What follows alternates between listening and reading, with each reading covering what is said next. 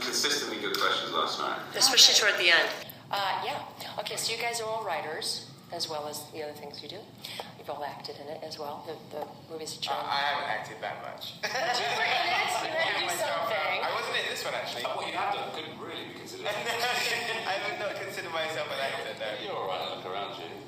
Yeah. So, Son of Rambo. but you've all written. And And what I'm curious about is whether you're more influenced by screenwriters, or if it's more novelists, or what your influences are in terms of writing. I've found probably a bit of everything. I'd say, in terms of the sci-fi element in this movie, definitely novelists, or both books and adaptations of novels. So there's a lot of British writers that have an influence on this movie. If it be John Wyndham, John Christopher, Nigel Neal, they're all both the films and TV shows that have come from their work. I guess in terms of contemporary, that's a good question. I think it may be more you tend to think of people that kind of, I don't want to say auteurs, but writer-directors, like the Coen brothers or something like that. Yeah. Be a big influence. I'd say definitely, Edgar and I, Raising Arizona is a huge influence on us, because it was, for both of us, I think, one of the first films we saw, comedy films we saw, when we realised that it didn't have to just be about the people. The camera work could be funny, the direction could be funny. Even though it's slightly more obvious, the writing can be funny. The way that film has a beautiful sort of poetic structure was wow, this is, it's the whole deal here. It's not just funny people in front of camera. And so definitely the Coens as writers, but, Even people Robert Zemeckis and Bob Gale, their kind of classic screenplays, where it's the sort of structural elements in that, I think I never wanted to act, I always wanted to be a novelist. I was always I always used to romanticise the kind of sombre life that Solzhenitsyn might have. My writing's always kind of a bit darker. I need Simon to perk it up and cheer things up a little bit. I always yearn for kind of living in a little cold room, eating a Starving to death? watery soup wrapped in a blanket. That's real writing. That's quite romantic for me. That's kind of what I yearn for. Writing on the fact that you've got a headache. Yeah. That's kind of my influences in terms of what. So this is the second part of the question, which is, since you guys write together, various mixtures thereof, how do you balance out the different ways that you write to create the finished product? Simon cuts my rug. I feel like we have a different. It's funny writing with for me, because I've written with both of them. They have done stuff together, but it never came to fruition. But weirdly enough, it was a pub crawl. I think you guys were trying to. That was a long time ago. Yeah. Shaun of the Dead. Yeah. You settle into your sort of your way of doing things really, and both of us, all three of us, like to always be in the same room if we're writing. Usually sit opposite each other, come to ideas through discussion. You start very broad. You start with a flip chart on index cards or something, grand ideas, which are then refined and boiled down like a stock to something very specific until it's just the. Yeah, that tends to be through my language. So you're just dealing with just the punctuation. Rich demi-glass. Yeah.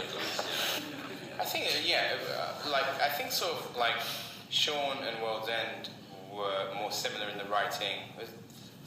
Hoffa's slightly different. But Shaun and World's End, we sort of put lots of our personal experience and anecdotal experience of things that have happened to us into the script. So there are so many elements that are from our lives, or from kind of hearsay about other people in our family, and you just hear of other people, or things in culture, even Gary and Andy, we sometimes talked about rifts in bands, but there's a lot of anecdotal and personal experience that go into those two. Hoffa's was a little bit like that, but then we actually did a lot of research on the police. Yeah, we actually interviewed police, and we kind of got lots of stuff out of interviews. But it's the same thing, as exactly what Simon said, is you have a massive ideas, and then as the plot starts to take shape, you kind of start putting them in pins on a board. It's this is where this goes, this is where this goes.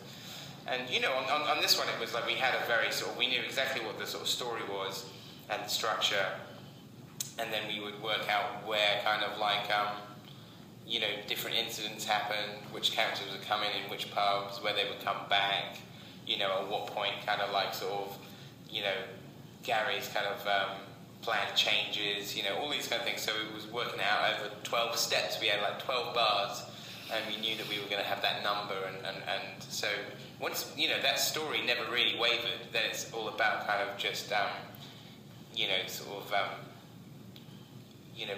weaving in different kind of like subplots and running jokes and tensions, and it was fun. The irony being that the Golden Mile and the 12 pubs in Gary's 12 Steps to Recovery. Exactly. You obviously did that on purpose. Absolutely. Okay, just checking, because I got that. I love that. I feel like the movie is basically about like Gary escapes from help and actually unwittingly brings on his own intervention. Mm-hmm. That's kind of what happens at the end of the movie.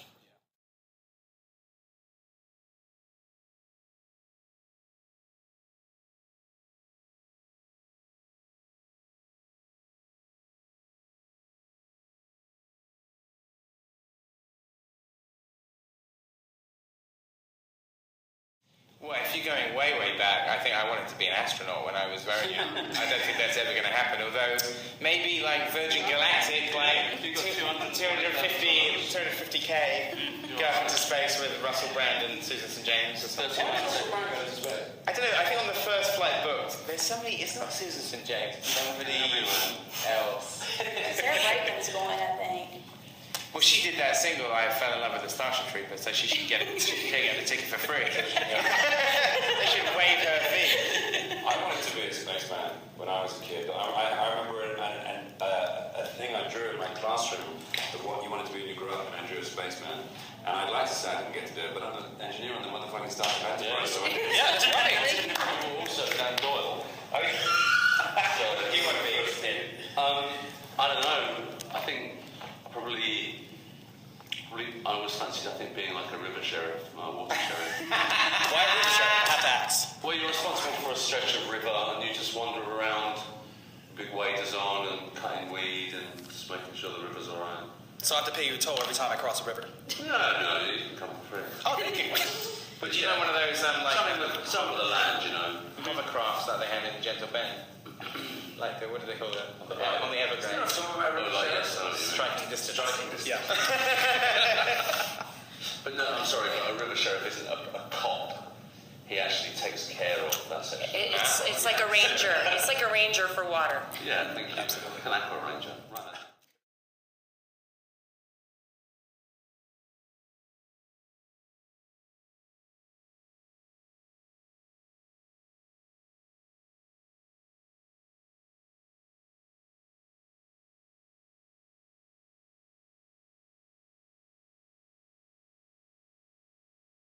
Not to give too much away, I'd much rather be in the epilogue of this movie. I think that would be pretty fun. That you get to laugh for real. Right. Live action roleplay. I think for Nick and I was big for you, but it was always part of Shaun of the Dead evolved from a fantasy that we used to have about trying to survive the Romero universe, and I think the great thing about the old school zombie and something that's been lost recently in the sort of desperation to make it somehow more interesting, or it didn't need to be made more interesting, is the fact that the zombie offers you a chance. They're inept, and they're not very good, they're not particularly scary, you get to know them, they're brilliant. The old slow zombie is a fabulous movie creation. Yeah. It's been diminished by this kind of, this running thing. Because if you're careful, anyone stands a chance in a zombie universe. Just don't take them for granted. And that just gives you a fighting chance. And so I'd always go for the zombie. If you read The Day of the Triffids, the end of that book would be your survival manual for your zombie apocalypse. It's a very island. English thing to say. The Triffids. And Felicia. Right. Yeah. Get you as the water Once you sheriff. clear it from north to south, east to west, there are no zombies.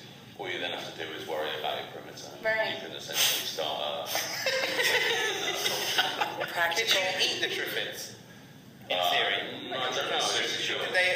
Could you cut up a triplet and put it in the stew? You could probably use the stew I down think in there's the probably bowl. a temperature at which it would actually boil. Yeah. At which point you'd be safe. Yeah, exactly. It's like Certainly a the fish.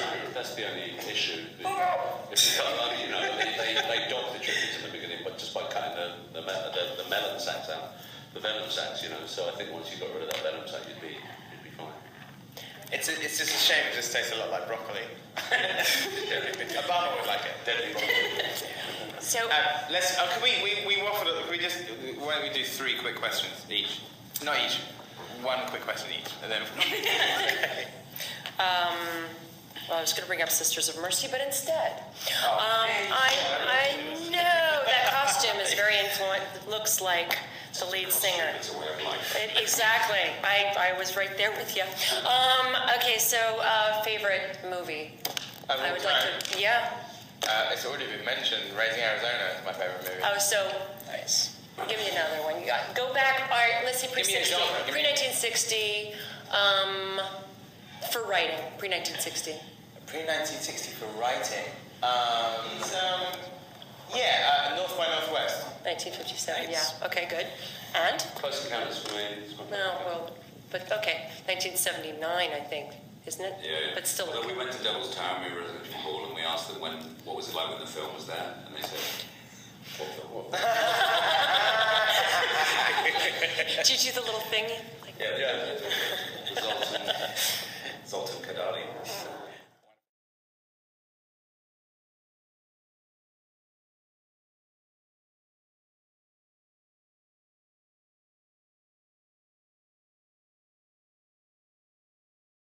Oh, we'll do a full film, but it won't be that series of films, So we're thinking another trilogy?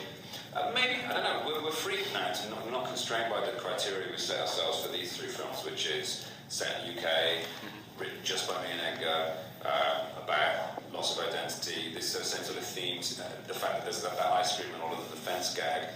There's a very specific set of criteria which define these 3 films, and they all feature. The next film we make together won't have to be any of those things, so we're free to do what we want any old time. To quote Gary.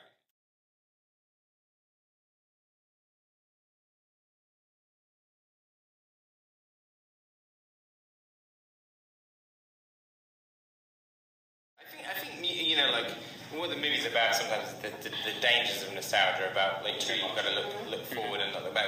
But I think that the one thing that is always a positive thing to get nostalgic about is music. I mean, I love music is like an instant sort of portal into the past, and I listen to the songs on this soundtrack, and it makes me think of what I was doing at the time. So Young by Suede.